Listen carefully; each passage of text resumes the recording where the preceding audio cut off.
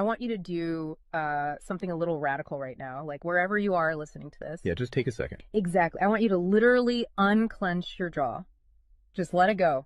Drop your shoulders. Most of us don't even realize we're tensing up, you know? Right. And look, I don't care if you just finished, a grueling 12-hour shift on the hospital ward, or if you just stepped off a loud, dusty job site. Or even if you're just mentally exhausted from staring at screens all day long. Leave it at the door. It's over. You are officially entering quiet mode.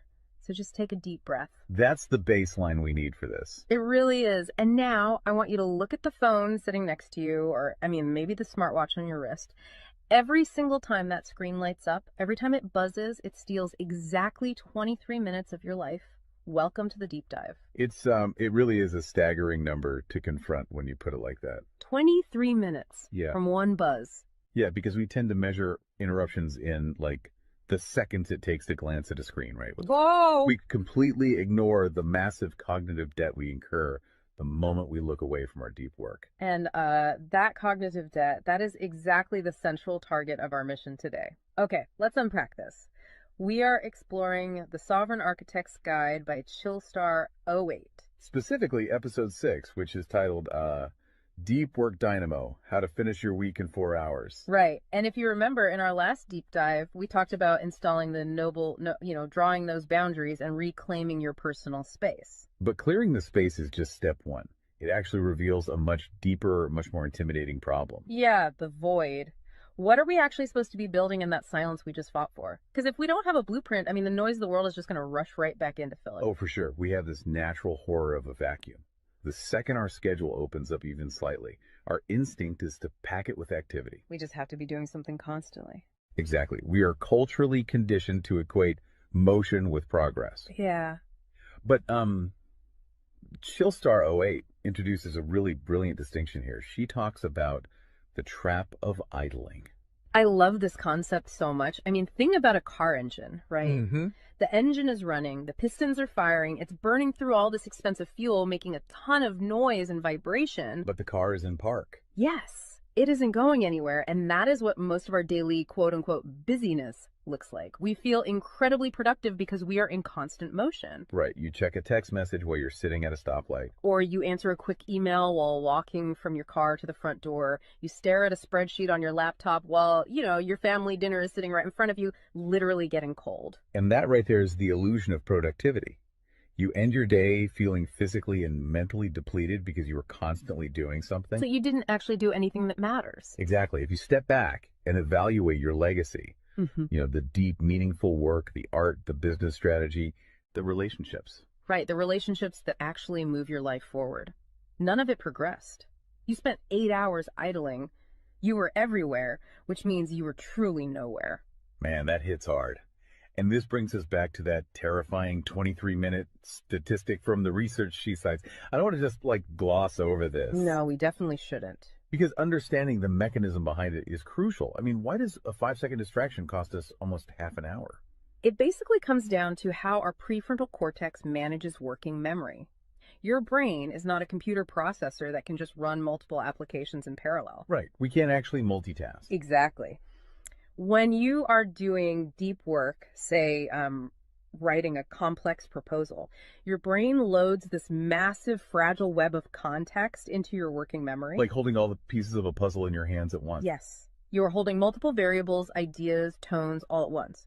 So when your phone buzzes and you glance at a text from your partner asking about groceries, your brain is forced to execute a context switch. So it has to dump all the proposal data just to load the grocery data. It literally flushes the working memory buffer, yeah. It has to process the new rules and the emotions associated with that text message. Wow. And then when you turn back to the proposal, you cannot just pick up where you left off. Your brain has to laboriously rebuild that entire web of context from scratch. Oh, I hate that feeling. Were you just staring at the screen like, what was I even saying? Right. It has to retrieve the thread of your argument. Remember the tone you were using, recall the variables. That rebuilding process takes an average of 23 minutes of cognitive effort, And it burns a ton of energy doing that, right? massive amounts of glucose. That explains so much. I mean, that is why people hit 5 p.m. and feel physically exhausted, almost sick to their stomachs. Even if they've just been sitting in a really nice ergonomic chair all day. Exactly. They haven't been doing deep work. They've been doing cognitive gymnastics, just constantly flushing and reloading their working memory. They are burning fuel just to stay in park. So, okay, let me bring in what I like to call the transformer concept here. Because our focus is like an electrical grid. If you have, 50 browser tabs open, you are leaking energy as raw, unusable heat rather than concentrated light. That's a great way to look at it. So if we are all acting like our focus is this cheap renewable resource, how do we stop being what Chillstar 08 calls a subject to the pings of the world? I mean, how do we actually become the architect of our attention? Well, what's fascinating here is how she frames the philosophical shift we need. She says utility does not equal value. Oh, say that again. Utility does not equal value. Right. In the modern workforce, we have been completely conditioned to believe that being constantly available makes us valuable. Like if you answer a Slack message in 3 seconds, you're the hero. Exactly. You are praised as a good worker. Or if you jump on a Zoom call with like 5 minutes notice, you're a team player. But that is just utility. I mean, being highly available makes you a commodity. You're like a human router just passing information back and forth. And routers are easily replaced. True sovereignty, true value comes from being impactful. You simply cannot make a deep, lasting impact if your attention is constantly fractured by the agendas of other people. Yeah, when you operate like that human router, you are spending your finite, precious Mondays executing someone else's script. You're a subject to the pings of the world. Okay, so we know the biology of why this destroys our focus, and we understand the philosophical trap of, trying to be too available, but how do we actually fix the mechanics of our workday? We have to build the deep work dynamo. Right. So think of your attention like water pressure. If you poke 50 tiny holes in a garden hose, open browser tabs, email notifications, group chats. The water just trickles at the end. Exactly. You cannot wash a car with a trickle. You're just making the driveway wet. That's true. So the Dynamo Audit she lays out, it's about putting a high pressure nozzle on that hose. It narrows the opening to create a stream powerful enough to actually blast through the dirt. And the first step in that audit is auditing the physical environment itself. She calls it analyzing your signal-to-noise ratio. Okay, so visualize your workspace right now. She asks you to determine if it is a sanctuary or a transit hub. Let's be honest. Most of us are operating in transit hubs. A transit hub is a place of constant arrival and departure. People walking by, announcements over the loudspeaker, just a blur of motion. Yeah, and you can't build a legacy in a train station. But we need to push past the basic phones are distracting advice, right? Because our listeners already know that. Oh, absolutely. Chillstar 08's rule is much more brutal than that. She says if the phone is even sitting on your desk, even face down, it is acting as a parasite on your cognitive grid. A parasite, just by being in the room. The research supports this entirely, by the way. The mere presence of a smartphone in your visual field, even if it is completely powered off, measurably reduces your cognitive capacity. Because your brain is having to actively expend energy to ignore it, right? Exactly. It is running a background process that just keeps saying, don't check the phone, don't check the phone. That is energy being actively stolen from your primary task. So sovereignty literally begins the moment you physically remove the device from the room, put it in a drawer down the hall. Close the door. Make the physical environment quiet. But okay, let's say you've done that. That doesn't stop your own brain from creating internal noise, right? Like trying to juggle 5 projects at once. How do we fix the internal wiring? That brings us to the second pillar of the audit, which is the batch wiring rule. This directly addresses the danger of switching fatigue, which we touched on with that 23-minute penalty. Right, the cognitive glucose burn. Yeah. When we attempt to multitask, like writing a creative brief, then pausing to check inventory levels, then answering 3 customer service emails. And then trying to go back to the brief. Right. We are grinding our mental gears to dust. We are switching between entirely different cognitive states. Because creative writing uses a completely different part of the brain than calculating inventory, obviously. They require entirely different operating frequencies. So the batch wiring rule dictates that you must group similar tasks together based on their cognitive load. Okay. And you do not switch the current until that specific type of work is completely done. You do all your deep analytical thinking in one high voltage burst. And then you save all your reactive administrative stuff for a separate lower voltage block later in the day. Precisely. It's all about staying in one gear. Like if you are driving up a really steep hill, you don't constantly shift between first gear and fifth gear. You lock into the gear that provides the right torque and you just ride it out. That's a perfect analogy. But okay, here's where it gets really interesting. This leads to the third pillar of the audit, and this is where I actually need to seriously push back on the source material a bit.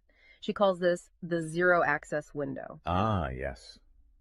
This is usually where the resistance starts for people.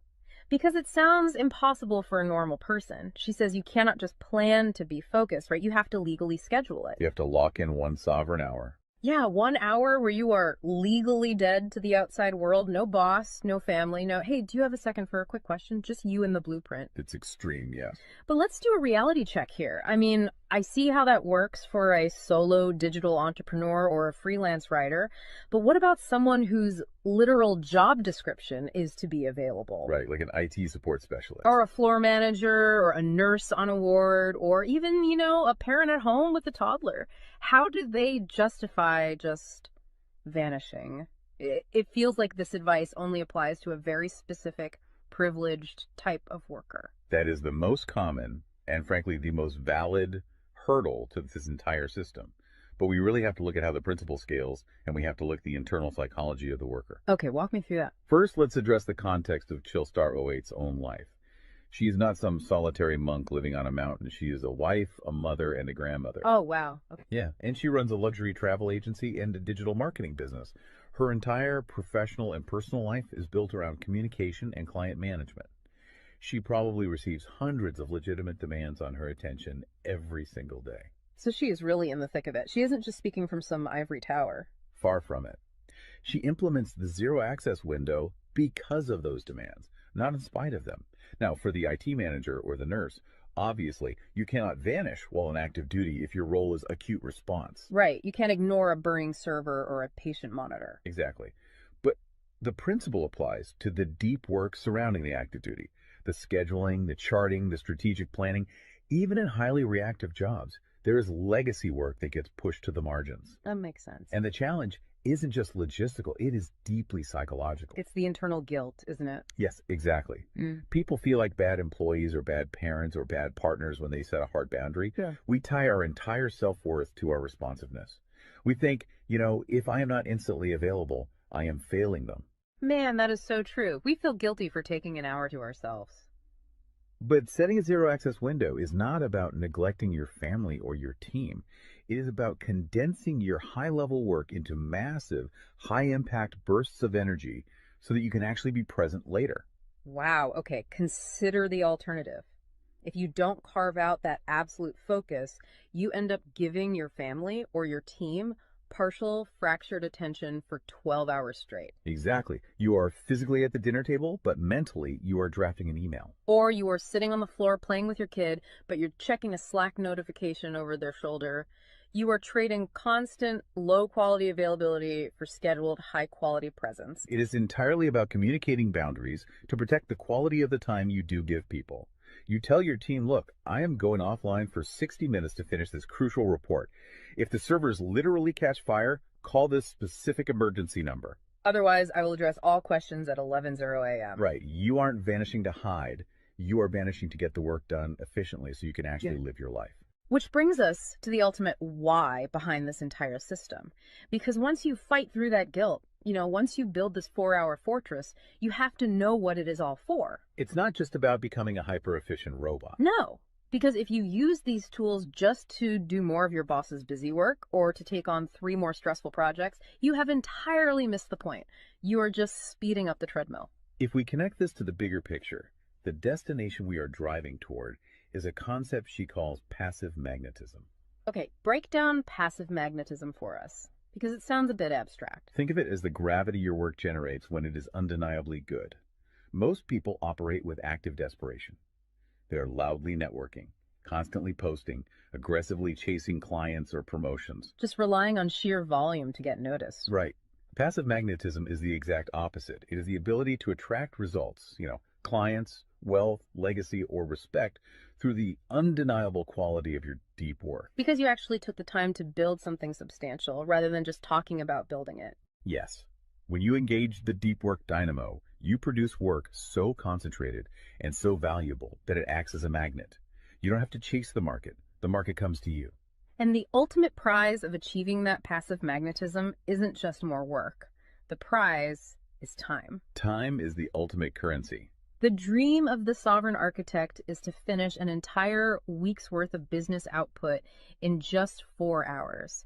You do this high voltage work often while the rest of the world is literally still hitting the snooze button. You free up the remaining hours so you can go be a traveler, so you can be a creator. So you can be a fully engaged grandparent like Chillstar 08. Exactly. She frames it beautifully in the source text. She says, we wire for silence so we can live in volume. Oh, I love that. We embrace the discipline of the quiet fortress so that our actual lives can be loud, vibrant, and fully experienced. We are finally taking control of the dial. But, making that shift from a frantic, reactive employee to a calm, sovereign creator requires a massive shift in identity. You have to tune your mind before you sit down to do the work. It is really difficult to just sit down at a desk and instantly command your brain to perform deep work, right? Especially if you've spent the last hour navigating traffic and listening to the news. You need a transition ritual to cross that threshold. And Chillstar 08 provides something for this transition called the Chillstar's Creed. It is designed to be a grounding frequency. It really centers you. Yeah, so I want you, the listener, to use this. I want you to imagine a slow, steady heartbeat in the background. Just a deep, resonant 528 hertz frequency. Just let the frequency of these words settle into your mind before you initiate your deep work. Ready? Take it in. I am grounded in peace. I am reaching for my stars. My light is my own. I am a star and I will shine bright. I will reach for the sky. I release what was. I embrace what is becoming. Using a creed like that is just such a powerful behavioral trigger. It really shifts your state. When you speak those words, even just internally, you are consciously reminding yourself that your light, your focus, your energy is your own. It does not belong to your inbox. This does not belong to the algorithm. Right. You are releasing the frantic energy of the morning and embracing the sovereign focus of the architect. So we always want to translate this high-level theory into ground-level reality for you. We don't want you to just listen to this and go right back to idling. Definitely not. Here's your 1% install. This is your micro-win to take action on this deep dive immediately. Tomorrow morning, before the world starts demanding your attention, before you check a single news site or open your email, I want you to set a timer for exactly 60 minutes. Put your phone in another room entirely. Yes, physical distance. Do not open any extra browser tabs. Pick one legacy task, just one, and flip the switch on your very first sovereign hour. And be prepared for it to feel incredibly uncomfortable at first. Your brain will crave the dopamine hit of a notification. Oh, you will feel an almost physical itch to check your messages. But if you can sit in that silence, if you can endure that initial friction, you will watch the dynamo start to spin. You will enter that flow state, and the old blueprints of hustling and grinding will be completely burned away. And look, if you want the actual templates to automate this piece, the specific tools and step-by-step guides to build the system out completely and protect your location-independent freedom, you can join the Sovereign Fortress on the Chillstar 08 school community. All the blueprints are there waiting for you. They really are. As we wrap up this deep dive, I want to leave you with one final thought to explore on your own. We have spent this entire session talking about the mechanics of work. We've talked about condensing your week's output into just 4 hours of pure, undistracted focus. But if you actually achieve that, you're going to be faced with a beautiful, kind of terrifying question. What's that? Who are you going to become in the remaining 164 hours of your week? What if your true legacy has absolutely nothing to do with what you produce while you are busy, but entirely to do with who you are when you are finally completely silent? Wow. Unclench that jaw. Drop those shoulders. Step into the quiet. Go be great and flip the switch. We'll see you on the next deep dive.